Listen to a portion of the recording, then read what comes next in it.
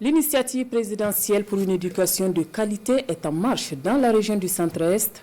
Au lycée départemental de Pouitenga, plus de 20 millions de francs CFA ont été mobilisés pour assurer la communauté éducative un accès plus facile à l'eau potable. Un forage et un château d'eau alimenté avec des plaques viennent remplacer la pompe à motricité humaine. Lambert Soma.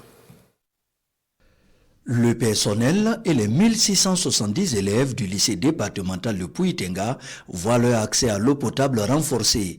L'établissement dispose désormais d'un forage alimenté par 6 panneaux solaires, d'un château d'eau de 10 mètres cubes avec des canalisations d'un linéaire total de 300 mètres. Le chef de l'État, le capitaine Ibrahim Traoré, a pour vision de transformer l'espace scolaire pour que ceux qui travaillent là-bas, ceux qui étudient là-bas aient de meilleures conditions. Ça ne peut pas s'améliorer sans la question d'eau. C'est pourquoi nous avons pris l'opportunité d'une pompe à motricité humaine qui était ici pour la réhabiliter et puis faire un système avec 2 nourricières qui ont au total 12 bornes pour les robinets. Cela va permettre aux élèves d'avoir accès à l'eau potable.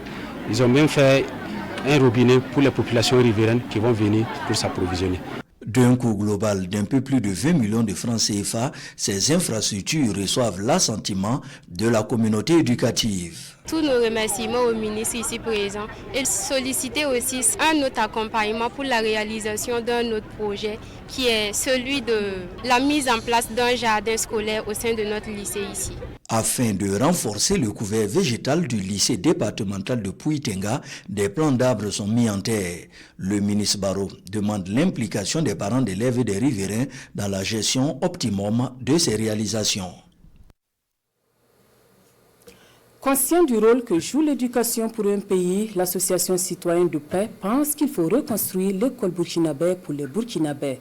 Elle mène à la réflexion autour d'un atelier. Au cours de la rencontre, les participants vont se pencher sur les enjeux et les défis de la paix et du développement socio-économique de l'école au Burkina Faso. Le reportage de Sayou Bassouri.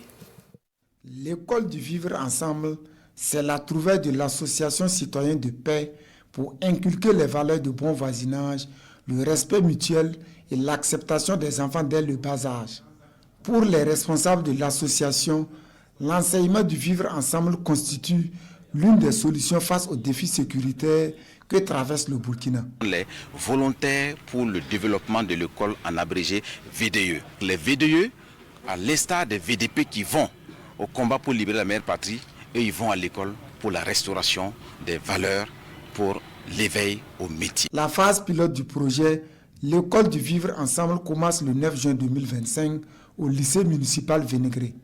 6 écoles sont concernées par le projet. L'association citoyenne de paix est soutenue et accompagnée dans la mise en œuvre de son projet par la Fondation Gopaga. Nous sommes en perte de valeur et je pense qu'il faut commencer par la base. Voilà, comme on dit, on ne peut pas transformer un bois qui est déjà sec. Donc il faut déjà commencer par ce qui est frais. En ce moment, il faut se projeter dans le futur. À l'issue de la rencontre, une feuille de route sera élaborée et adoptée pour une mise en œuvre du projet L'école du vivre ensemble.